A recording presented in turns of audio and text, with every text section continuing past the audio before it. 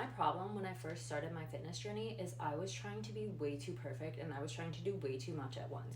I was like, okay, well, this area of my life, I got to do this with the food, the water, the nutrition, the steps, everything. And I was trying to like just completely 180 flip my entire life overnight.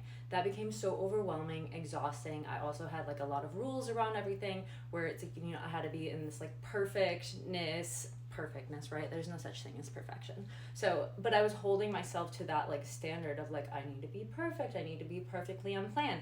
So whenever I was off plan, then I completely fell off and I'm like, well, if I'm not perfect, why even try at all, right? That's a terrible mindset to have, by the way. And I was just holding myself to this like, I need to be doing all these things, right? And that perfectionism wound, it's a wound, by the way, because perfectionism doesn't exist. So when you feel like you need to be perfect, that is a core wound. That's like a feeling like incompetent type of wound. And so if you feed that, then you like end up on this emotional pendulum swing where you're like either all on your plan or all off your plan. That was a terrible way to go about it. Now I'm in the middle.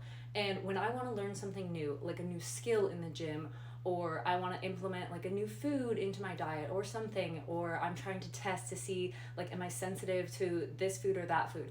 I'm not going to go and make a bunch of changes to my food all at once, or I'm not going to go and try to learn 20 new skills at once in the gym. I'm going to try to learn one new skill in the gym at a time, or I'm going to like alter one food at a time in my nutrition to see like, oh, am I reacting positively to this food, negatively? Because if you change way too much at once for food, you can't really test because there's too many variables. And if you try to add on too many things in the gym at once and you're just like, whoa, there's like too many new things going on here, it becomes overwhelming. Now I take this like slower approach where I'm just like, I make little changes at a time and then I get the feedback day to day and I'm like, okay, feedback, make a tweak.